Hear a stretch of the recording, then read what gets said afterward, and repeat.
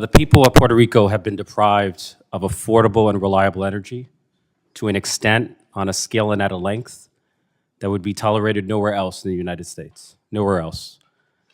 Puerto Rico is in a state of emergency, and so my first question for Genera is what can be done immediately to generate more power for Puerto Rico and to prevent more outages? Thank you, Congressman, for your question. To your point, the people in Washington, D.C. can expect to be without power for 1 day in 10 years. The people in Puerto Rico can expect to be without power for 2 days every month. We know the problem. What can be done immediately to solve the problem?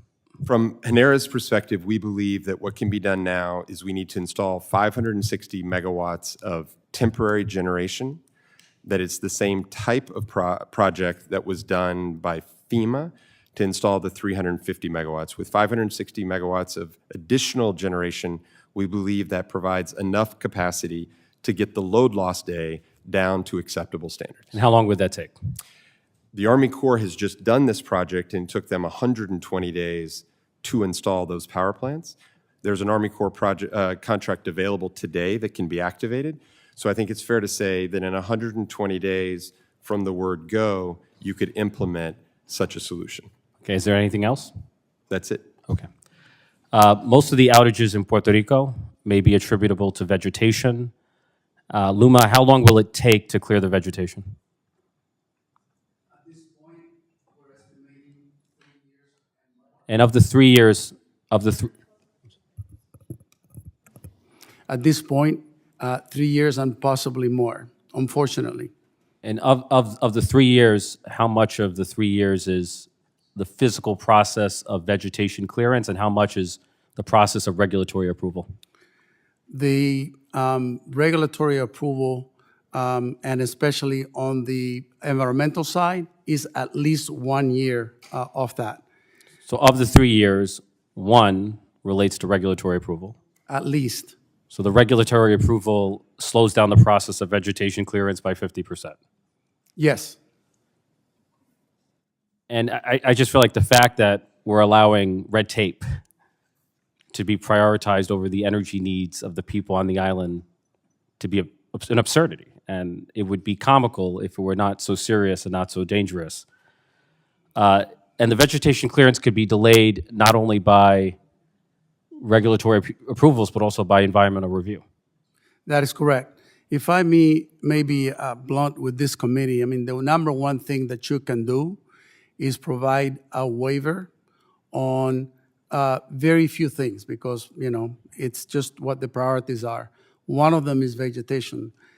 Today, But I'm asking about environmental review. So there's an environmental impact statement and an environmental assessment. How much longer would the process be with an environmental assessment?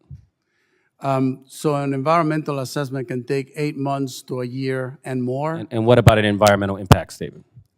That could take up to 5 years. So 3 plus 5 years. It could take 8 years to clear vegetation, which is central to preventing outages. Is that what you're telling me? I know of cases where it could take 10 years and another case 20 years from some people who have been in this for a while in the industry.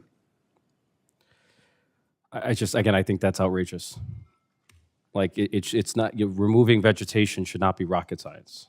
Like, if we know that vegetation is a disproportionate driver of outages, we should be creating an expedited process by which to remove it. I just think that it's common sense. What matters, obviously, is not only the quantity, but also the quality of energy, the reliability of energy.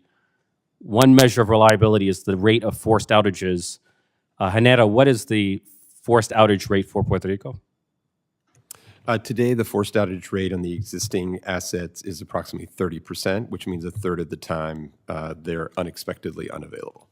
And how does Puerto Rico's forced outage rate compare to forced outage rates elsewhere in the United States? A comparable utility, let's say, for example, in Florida, it would be 3%, so it's 10 times as severe. And, you know, much has been said about unreliable energy. I think the most unreliable energy is oil. Like, what percentage of Puerto Rico's energy is coming from oil? Yep. Thank you, Congressman, for your question. Of the fleet that we manage, approximately 50% of the electricity is derived from oil, Whereas Florida is, probably less than 3. right. So I think that there's obviously a connection between Puerto Rico's dependency on oil and the high rate of forced outages. Absolutely, as well as the high rate of power prices generally. Okay.